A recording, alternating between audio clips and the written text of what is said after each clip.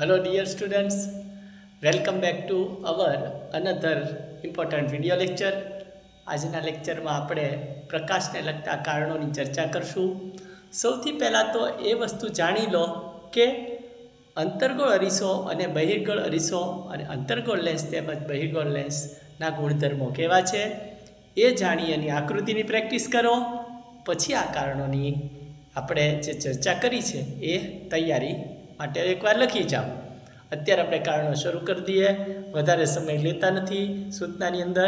ચાલો, પહેલું કારણ, અંતર્ગોળ અરીસો સર્ચલાઇટ, ટોર્ચમાં અને વાહનોની હેડલાઇટમાં વપરાય છે. કારણ આપીને સમજાવો. તો કે અંતર્ગોળ અરીસો છે એના મુખ્ય કેન્દ્ર પર પ્રકાશનું ઉદ્ગમ રાખવામાં આવ્યું હોય છે. સામાન્ય રીતે એનું ઉદ્ગમ ક્યાં રાખવામાં આવે છે? તો કે એનું ઉદ્ગમ મુખ્ય કેન્દ્ર પર જ રાખવામાં આવે છે. એટલે એમાંથી નીકળતા પ્રકાશના કિરણો છે એ અરીસા વડે પરાવર્તન પામે. પરાવર્તન પામીને મુખ્ય અક્ષને સમાંતર બની જશે. મુખ્ય અક્ષને સમાંતર બની જશે એ તમને ખ્યાલ છે, એટલે દૂર સુધી પ્રસરે છે. દૂર સુધી પ્રસરે એટલે એ સર્ચલાઇટમાં આ સિદ્ધાંતનો ઉપયોગ કરી અને તમે એને ઘણા દૂર સુધી પ્રકાશને ફેંકી શકો. દૂર સુધી પ્રકાશ ફેલાઈ જાય એટલે જ સર્ચલાઇટમાં, ટોર્ચમાં, વાહનોની હેડલાઇટમાં અંતર્ગોળ અરીસો વપરાય છે, એવું આપણે સમજાવવાનું છે. ત્યાર પછી બહિર્ગોળ લેન્સ.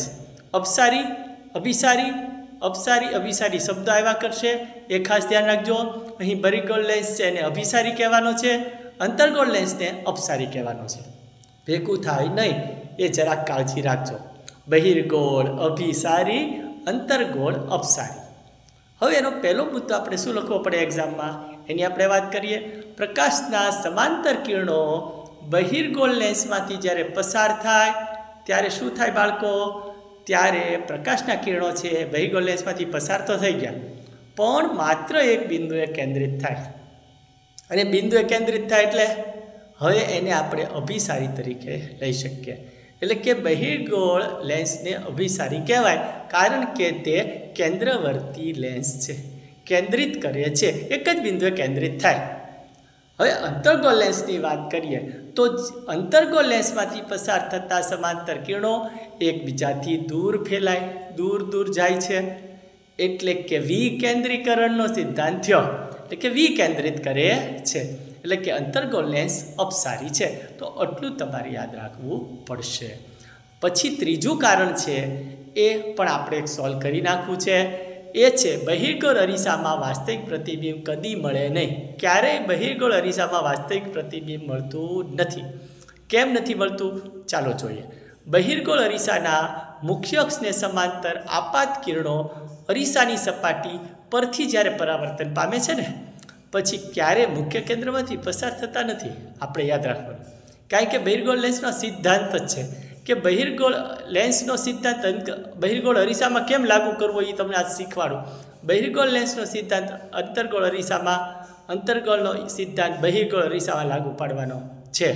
અંતર્ગોળ અરીસા વિશે બધાને ખ્યાલ છે, બહિર્ગોળ અરીસા વિશે બધાને જ ખબર છે. આકૃતિ આપણે પ્રેક્ટિસ કરી છે.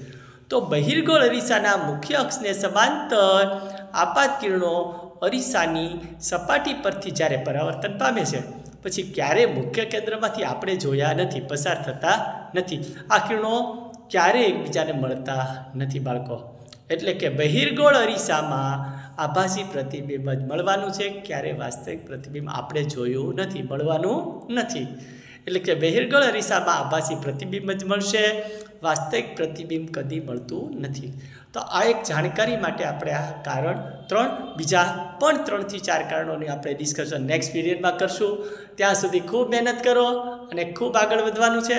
ચાલો ફરી મળીએ નવા લેક્ચર સાથે, નવા વિચારો સાથે, નવા જોમ સાથે. તમારી તબિયતનું ધ્યાન રાખજો. ચાલો ફરી મળીએ. આવજો.